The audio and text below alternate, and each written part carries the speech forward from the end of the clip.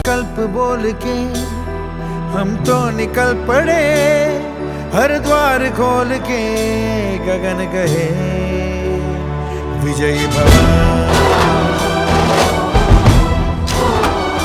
विजयी भव,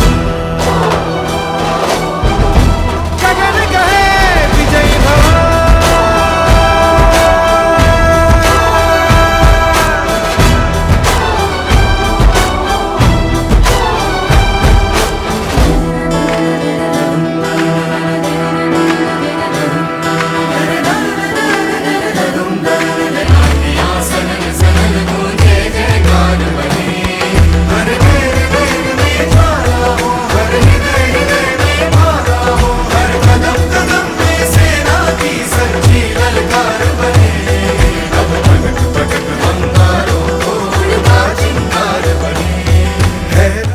ऐरोली विधानसभेतून उमेदवारी मिळाल्यानंतर भाजपचे विद्यमान आमदार गणेश नाईक यांनी शक्ती प्रदर्शन करत आपल्या प्रचाराचा नारळ वाढवला।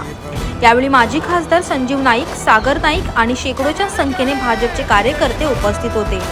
पक्षाने माझ्यावर जो विश्वास दाखवला आहे तो मी नक्की सार्थ ठरवेल असा विश्वास नाईक यांनी व्यक्त केला। तर पुत्र संदीप नाईक बेलापूरमधून इच्छुक असताना पक्षाने त्यांना उमेदवारी नाकारली। यावर पक्ष नेतृत्व जे ठरवतो ते योग्य असून आणि इथे प्रत्येकाला स्वातंत्र्य असून कोणीही निवडणूक लढू शकतो असे नाईक यांनी नमूद केले। त्याचबरोबर संदीप नाईक यांनी पक्षाच्या चौकटीत राहून काम करावे, पक्षाची शिस्त सोडू नये। त्याचबरोबर संदीप नाईक यांनी पक्षाच्या चौकटीत राहून काम करावे, पक्षाची शिस्त मोडू नये असे नाईक यांनी सांगितले। जर संदीप नाईक अपक्ष लढले तर तुम्ही त्यांचा प्रचार करणार का असा प्रश्न पत्रकारांनी विचारल्यानंतर त्यांनी मी मुळीच त्यांच्या प्रचाराला जाणार नाही अशी भावना गणेश नाईक यांनी व्यक्त केली आहे। भारतीय जनता पक्ष महाराष्ट्र राज्य यांच्या नेतृत्वानं दुसऱ्यांदा ऐरोली मतदारसंघामधून मला पक्षाची विधानसभेची उमेदवारी दिलेली आहे। म्हणजे येणाऱ्या 20 नोव्हेंबर रोजी जी निवडणूक होणार आहे त्यामध्ये भारतीय जनता पक्षाचा ऐरोली विधानसभेचा उमेदवार म्हणून मी त्या ठिकाणी प्रचार आजपासून सुरू केलेला आहे आणि पक्ष नेतृत्वाचे त्याबद्दल मी आभार मानतो। बघा, लोकशाही देशामध्ये जितके पक्ष जितके अपक्ष ज्यांना जी निवडणूक लढवण्याची ते पात्र आहेत अशा ठिकाणी ते निवडणूक लढू शकतात। छोटे पक्षसुद्धा म्हणजे शहर स्तरावरचे, एखाद्या डिव्हिजन स्तरावरचे, राज्य स्तरावरचे आणि भारतीय स्तरावरचे पक्षसुद्धा लढू शकतात आणि कोणाला निवडणुका लढवायला कोणी मनाई करू शकत नाही। आणि माझ्यासारखा किंबहुना ठाणे जिल्ह्यामधले सगळ्यात सिनियर पॉलिटिशियन म्हणून गणेश नाईक असं मला वाटतं, तुम्ही तपासून घ्या। तर मी त्या सर्व निवडणूक लढवणाऱ्यांचं स्वागत करतो। लोकशाहीच्या ह्या सोहळ्यामध्ये तुम्हीसुद्धा तुमचं नशीब आजमावून बघा, जनतेचा कौल घ्या। जनता सुज्ञ आहे, जनता योग्य तो निर्णय घेईल। राजकारणाचा प्रश्न असे आहे, बॉस इज ऑलवेज राईट, काय म्हटलं जातं, बॉस इज ऑलवेज राईट। आता नेतृत्वानं जो काही निर्णय घेतला त्या निर्णयाच्या बाबतीमध्ये भाष्य करण्याची माझी इच्छा नाही। राहिला एखाद्या पक्षामधून 10 लोकांनी जरी उमेदवारी मागितली तरी त्या कार्यकर्त्याचं त्याच्यात दोष नाही। नेतृत्वानं त्याचा निकष लावून तो त्या पात्रतेचा आहे की नाही आहे याचा पूर्ण अभ्यास करून एखाद्याला तिकीट द्यावं किंवा न द्यावं हा नेतृत्वाचा प्रश्न आहे।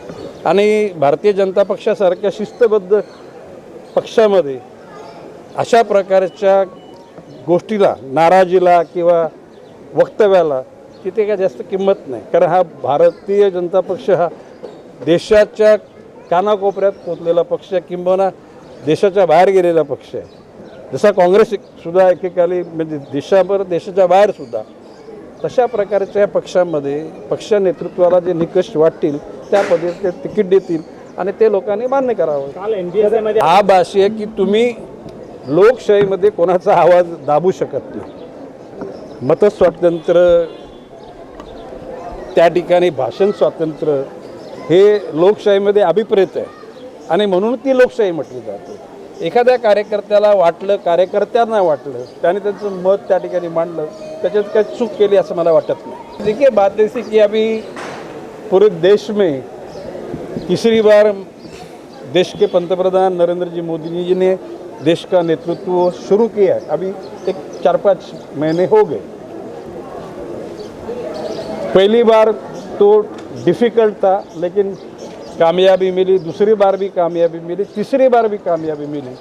अभी जो कुछ भी आखिर में हरदम युद्ध नीति में एक ही दाव नहीं चलता. दाव बदलते हैं, वेपन्स बदलते हैं, रीत बदलती है.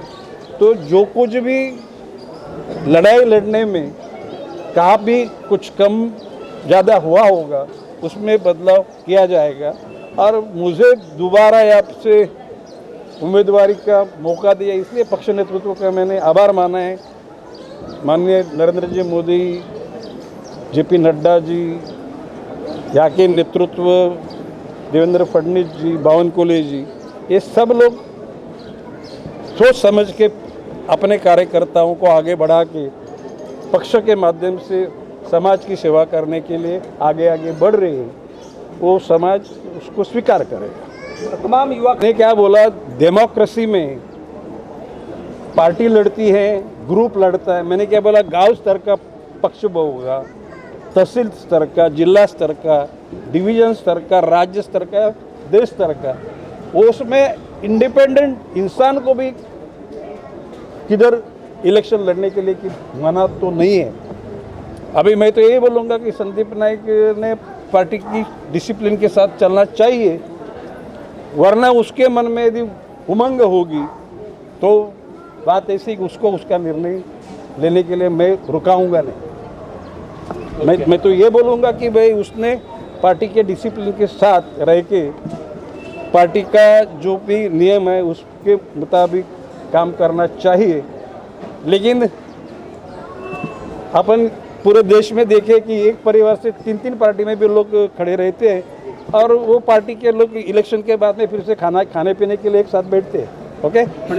आता प्रश्न असा आहे, मी ती गोष्ट बोलून, मी संदीप नाईकचा वडील आहे, ती गोष्ट मी सांगणं त्याच्यापेक्षा पक्षाच्या ऑब्झर्वर लोकांनी, नेतृत्वानं, समाजातल्या ज्याला आपण रूटची स्थिती काय आहे हे बघून त्या ठिकाणी निर्णय घेतला असेल असं मी समजतो. आणि संदीप नाईक त्या कॅलिबरचा नाही असं पक्षाला वाटलं असेल तर पक्षाला जे वाटलं ते योग्य असं आपल्याला म्हणायला पाहिजे. बरोबर आहे. चला. व्हिडिओ जर्नलिस्ट वसीम काझीसह पंकज बेनवंशी, आवाज टुडे, नवी मुंबई.